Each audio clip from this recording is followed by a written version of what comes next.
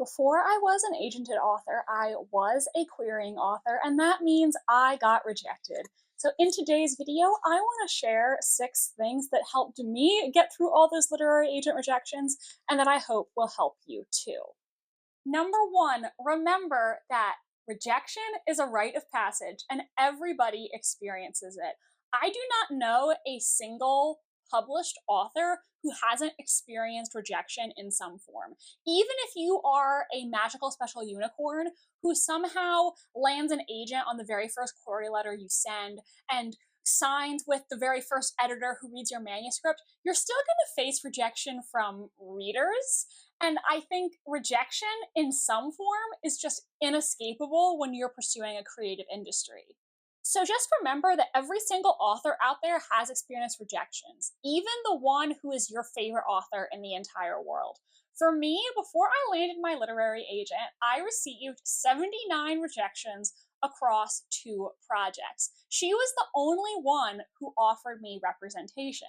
And yet, I was still able to get a book deal and find a publisher who really understood my book.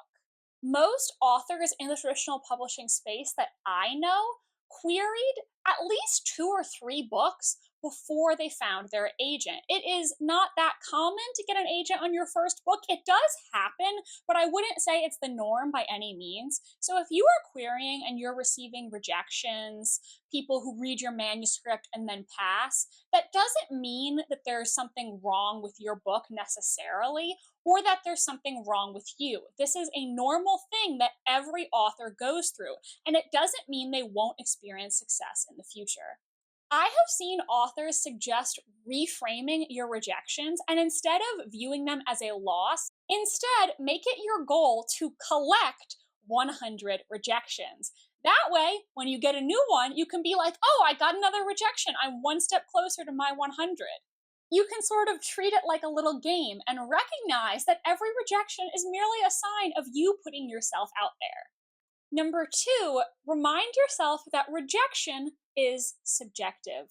When you are in a creative field like writing, like acting, there are going to be a lot of people who love what you're doing and also a lot of people who don't like it or don't understand it. For instance, I do not like modern art that much, and whenever I look at a Picasso, it just looks odd to me. That is not to say that Picasso is an objectively bad artist. He is 100% not. It just doesn't fit my subjective tastes, and you would find millions of other people who think that he's the best artist of all time. It's the same thing with books or any other creative pursuit because every person has their own individual tastes. As the saying goes, you could be the juiciest peach in the entire world, and there is still going to be someone out there who doesn't like peaches. Many authors fall into the trap of treating rejection as if it's a fact, saying, I'm getting these rejections and therefore my book is not good enough. But this is just the opinions of the individual people. In fact, many times when you're trying to get a literary agent, you will get conflicting feedback from agents, or at least I did. When I was trying to get a literary agent for the Cloak and Dagger Club, which is now my debut novel coming out next year from a Big 5 publisher, I had literary agents who read my full manuscript give me very conflicting reasons for passing.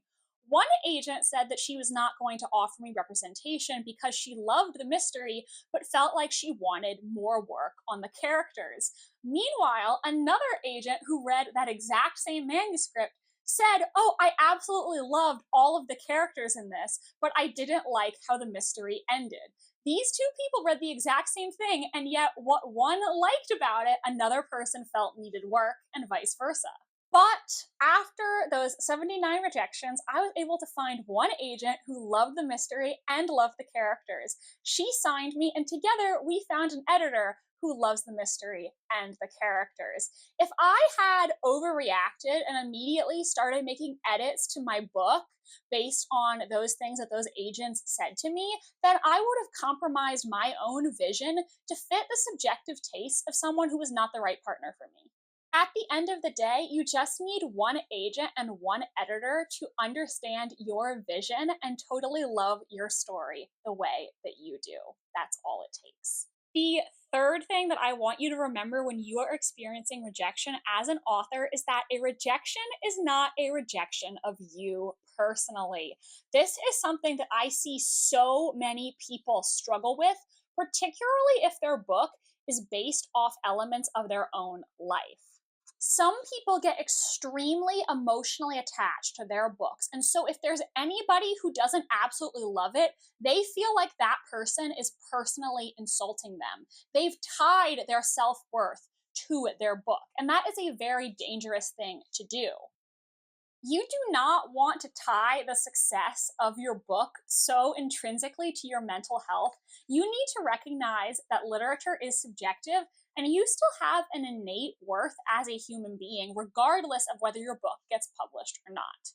And again, this is merely that one person's opinion at this one point in time. So if they say, I'm not interested in representing you with this book, that doesn't mean that they hate you and they think you're untalented and they think you should never ever write ever again. They may just not be looking for this particular thing at this point in time.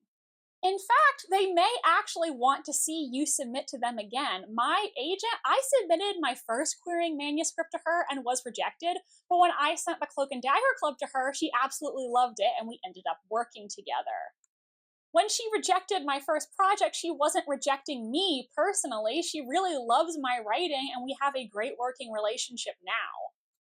And even if maybe this particular book isn't the book to help you break out as an author, it doesn't mean that you're not going to find success someday.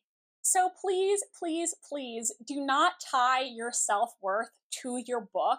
You have an innate self-worth no matter what, and you need to protect your mental health.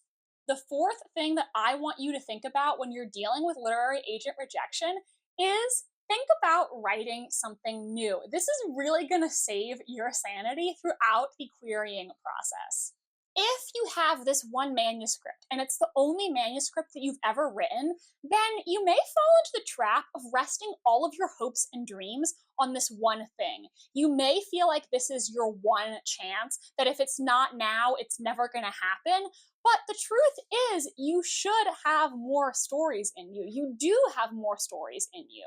When I was querying my first ever manuscript, I really felt like it was the book of my heart, and I couldn't imagine loving another book like I loved this one. At first, when I was querying, I had a really hard time focusing on a new project. And so every time a rejection came, it was really crushing to me because I had this one book, it was the only book I'd ever written, and I was wondering, where is this going to go? Am I never going to have the success that I thought I was going to have? But eventually I told myself, okay, I have this idea for the Cloak and Dagger Club. I'm going to work on writing this to pass the time as I'm waiting for agents to get back to me. And let me tell you, that was one of the smartest things that I did, because when I was writing that new book, well, number one, it gave me something to do other than constantly refreshing my email inbox. And two, it reminded me that I could fall in love with another story and other characters and love them just as much as I loved my first story and my first characters. It gave me hope that even if this first book didn't work out, I could come back with something hopefully even better than my first book. And plot twist, it was that second book that resulted in me getting my agent and my big 5-book deal.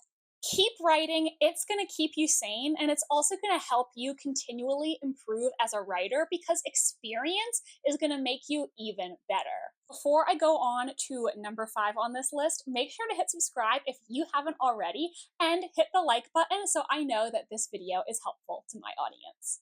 So the fifth thing that I want you to think of, this one comes with a bit of a disclaimer, but I want you to use rejections as fuel. Let's be real with each other here. Spite is a very powerful motivator.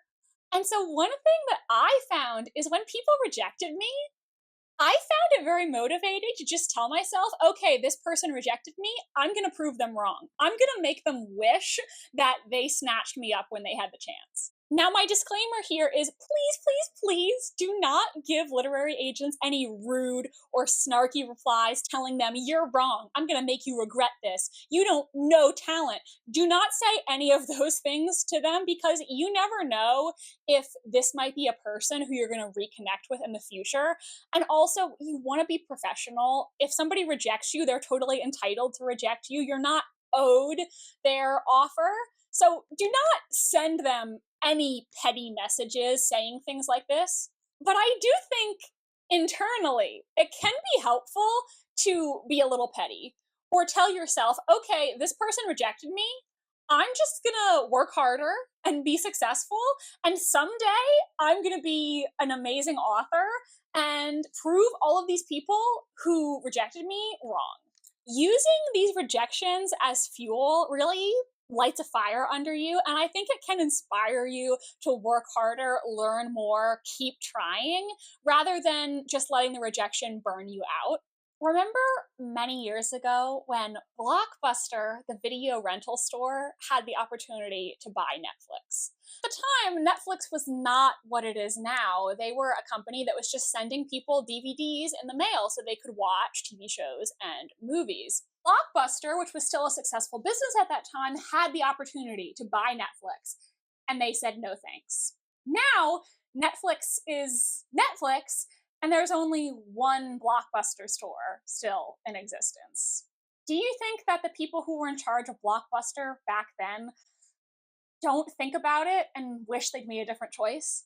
When you face rejection, think of yourself as Netflix. Maybe right now you're just getting started, but you're going to work harder, you're going to grow bigger, and someday you're going to be successful. Again, please do not be rude to literary agents or editors. Do not say anything mean to them. They're just doing their job and they can't realistically take on every single author in the world. I'm saying if this helps you internally, if you can use these rejections as motivation instead of being discouraged, I think that's a really helpful thing to do. So if you need to be a little petty in your own mind, go for it. And finally, the sixth thing that I want you to think about in the face of rejection is to learn what you can. Not every rejection is going to give you actionable feedback. In fact, it is more and more common for literary agents to give generic form rejections or to not respond entirely. However, if you do get rejections with very specific feedback, treat that as a gift and use that to identify areas of improvement for next time. If you use the website Query Tracker, you can look up an agent, go to their page, and see comments left by other authors. Many authors will comment with the rejection that that agent sent them. If you receive a rejection from an agent, you can look through those comments to see if this is a rejection they're sending to everybody or if it's actually more personalized. Now, like I said, you do not need to act on feedback from every single agent. In fact, that can be detrimental because it is a subjective industry. However, make mental notes about the specific comments that you're getting from agents. And if you notice patterns, that is definitely something to consider acting on. If three or so agents are telling you that your pacing is slow or that it needs more foreshadowing, that is a sign that this is a specific area of your book that you can work on or something you can improve for the next manuscript. I also think that since form rejections and silence are becoming more and more common, if there is an agent who takes the time to give you specific feedback, that really is something special and shows that even if the agent rejected you this time, they did see something in you, something that inspired them to type out a personalized message. That feedback is like a little nugget of gold. Treasure it, use it, and learn from it. Trying to get a literary agent is not for the faint of heart. It can be a difficult process that requires talent, grit, and determination. But if this is your dream, don't give up. I encourage you to keep your chin up, keep trying, take breaks when you need to, protect your mental health. But remember that rejection is normal. It happens to even the most successful authors, and you should continue taking chances on yourself. If you're currently in the querying trenches, drop a fire emoji down below. And if you are an agented author, leave your advice for people navigating this path in the comment section. Once again, please subscribe if you want to see more of my videos on writing and traditional publishing. And if you want to watch a video on how I got my literary agent, it is right here. Thank you so much for being here today. I really appreciate you all, and I will see you next time. Goodbye.